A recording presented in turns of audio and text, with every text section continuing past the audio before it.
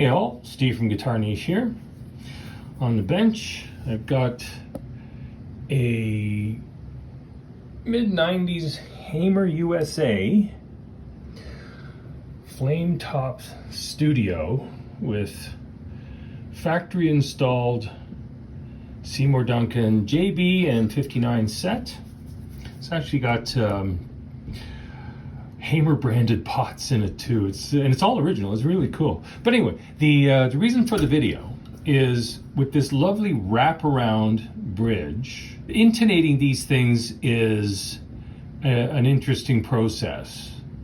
They require a little finessing, but the point of this video is the logic I would use to intonate it. During the intonation process, I'm going to intonate the A string. I'll give it a stretch or two to take out the excess slack. And I'm going to intonate the high E string. Now you might say, well, why not use the low E?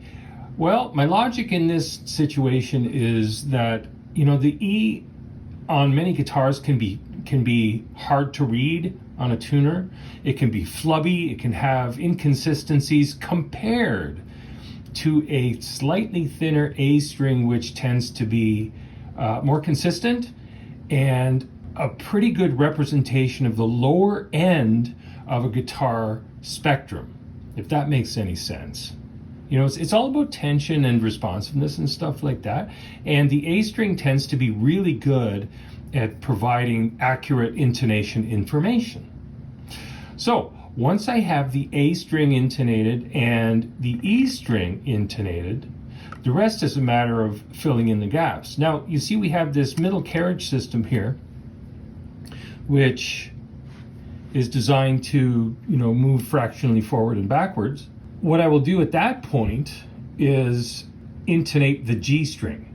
I'm not going to worry about the B string, okay? I'm going to use the G. The G is the one that really sets a lot of the temperament and tone of an electric guitar, just the nature of the thickness of it and the prominence in terms of open chords and just general usage, okay? That bendy G string, yeah, it's all good. Anyway, so that would be the last part of the process.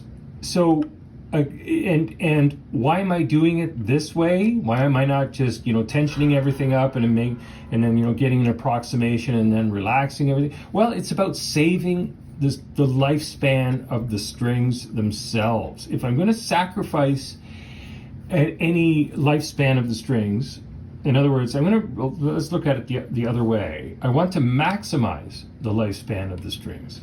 So if I have to sacrifice anything, a wound string, the A string is a really, good candidate. The high E string, it's a necessity because it's our extreme outside. Again, it comes down to the nature of the guitar itself. The high E, when it's not on, it's like nails on a chalkboard. Okay, especially when you get up into the higher registers. Anyway, if it's not right, everybody knows. Working with a bridge of this style, you really want to resist the temptation to wrangle these intonation adjustment grub screws on the end here under full pressure.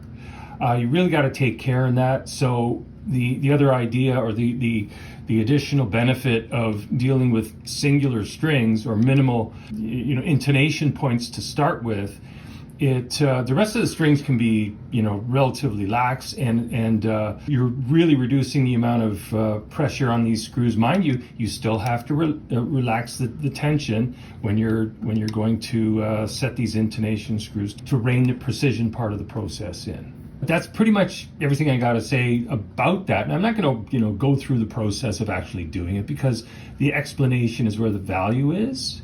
In summary, I'll intonate the A, I'll intonate the high E, and then I'll intonate the G.